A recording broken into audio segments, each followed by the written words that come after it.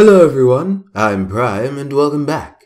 Last time I surely convinced you of Loki's greatness so that you might be more forgiving the next time he 100 to zeros you in-game. There's no way in the darkest pits of Helheim I could convince you that Loki was in any way bad, but I do have tales of how he was a bit of a dick. Sit back, relax, and let's get started.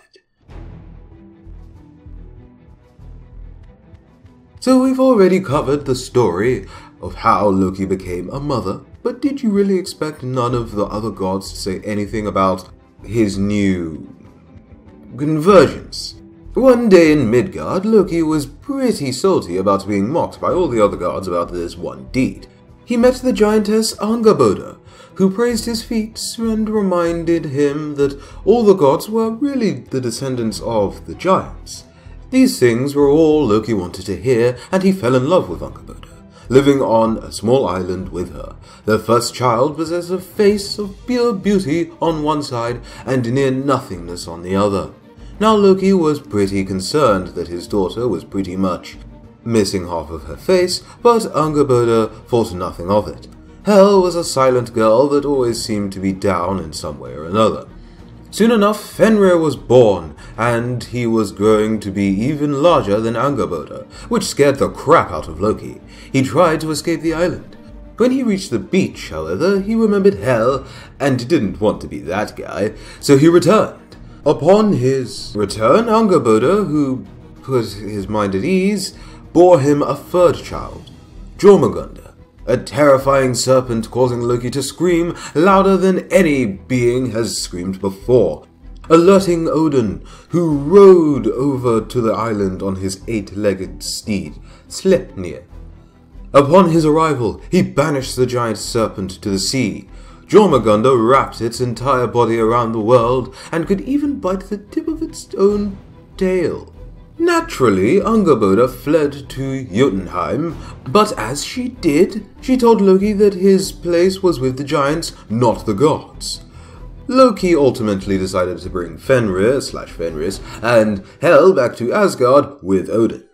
Now, whilst in Asgard, Tyr is said to be the only god that really took care of Fenrir, until he was ultimately bound, because like all the other gods, Loki feared his giant wolf son. A bit of a shame when you think about it. And if you don't consider spawning these 3 terrible beasts into the world, which to be fair does sound a bit unrighteous, then how about the tale of how Loki practically killed a god straight up without even really caring?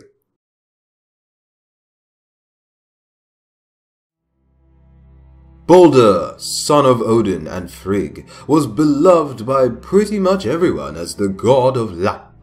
One day he had a disturbing dream of his own death. Odin, being Odin, wasted no time and sought out a seer, who resided in Helheim. There Odin found the seer asleep, and upon waking her, he discovered that they were preparing a celebration in Helheim for the arrival of Baldur. With a heavy heart, Odin returned to Asgard.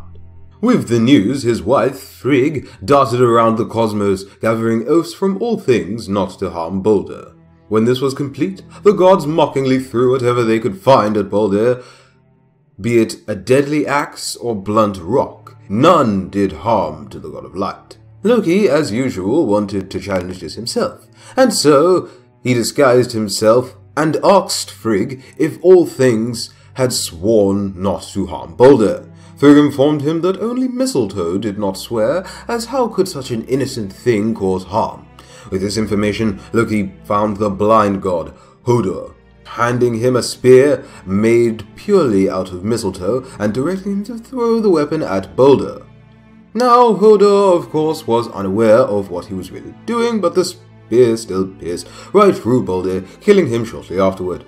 In response, Odin's second son, Hermod, journeys to Hel on Sleipnir in hope that he might have his brother return to him. For 9 nights he rode whilst Baldur's funeral took place. During the funeral, Ringbody, Baldur's ship, was fashioned into his pyre, but got caught in the sand, and none of the gods possessed the strength to lift the mighty ship. Only the giantess, Hirokin, meaning withered fire was strong enough to move the grand vessel into the sea, unable to bear the sight and pain of everything. Balder's wife, Nanna, collapsed and died in grief. She was placed onto the pyre with her husband. In Helheim, Hermod dismounted before the Hell's throne and Balder, who was now a pale, near lifeless figure. Hermod rested for the night, and when the morning arrived, he pleaded for the resurrection of his brother, saying that all things felt great sorrow in his absence. If that were so, Hel responded, then every being in the cosmos should surely weep for him. If this was done, he shall be returned to you, but should any refuse, he shall remain right here in my realm. All things shed a tear for the fallen light. But one, a giantess, talk, meaning thanks, telling the messengers, let Hel hold what she has. Talk was Loki, and the death of Balder was the first warning of Ragnarok, the end of days in Norse mythology, which brought the death of the gods and everything in existence. After considering many other trickeries employed by Loki, including the removal of Siv, the wife of Thor's hair, and insulting all of the gods directly, Loki was gravely punished.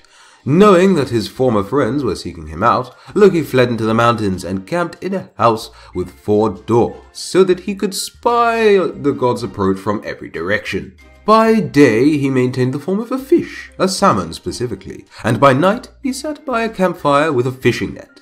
Unfortunately for Loki, Odin's foresight detected Loki, and it wasn't long before the gods pursued him into the mountains.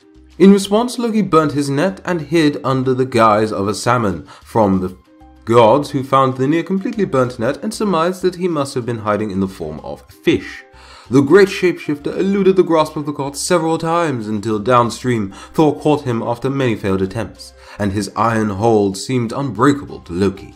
He was sent to a cave with his 2 sons, one of which being turned into a ravenous wolf, who chowed down on the other, revealing the victim's entrails. These very entrails were used to bind Loki within a cave, and Skadi offered a snake's venom to drip upon Loki as punishment for his crimes. Sigyn, his wife, did hold a bowl over his head for a time, but she had to leave every now and then to remove the venom. And during this time, Loki's anguish caused thunderous earthquakes to erupt across all of Midgard. Now it is in part due to what Loki did next, as well as his whole being a trickster god thing that denied him prayer and sacrifices in the same vein as Odin or Thor. You'd be hard-pressed to find evidence of anyone praying to Loki, but again, his punishment did last for around over a century or 2, so you've got to at least feel bad for the guy. He made a simple mistake, a prank too far, if you will. If you were Loki in this situation, however, I'm sure joining the mortal enemies of the gods, the giants, during their greatest struggle is at least a little justifiable. Well, that's all I have for Loki. Let me know in the comments section below, once and for all, whether you believe Loki to be an evil god, or a good god, or somewhere in the middle, or none of these things entirely. Be interesting to see what you think in the comment section below. I personally don't necessarily think that he's bad. I think he's closer to the good end of the spectrum. To me, he represents more of I myself being a troll. I find it very easy to sympathize with Loki, but during the ending moments of his lore, there is a bit of a fall with Loki. He does get a bit closer to the dark side, but again, I wouldn't call him an evil god, even though he is seen as a bit of a villain in the Norse mythology. But that will do it for this video. If you enjoyed, go ahead and leave a like. If you didn't enjoy it, go ahead and leave a dislike.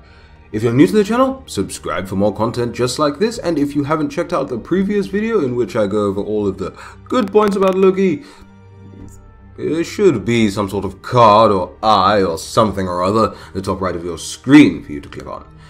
Until the next video, have a very good day. I've been Prime, and I'll see you in the next one, which is probably going to be Hunbats. Might not necessarily be posted on Friday, we'll see. Hope it's posted on Friday, but might not necessarily be, so And Until then, have a good day. See you in a few.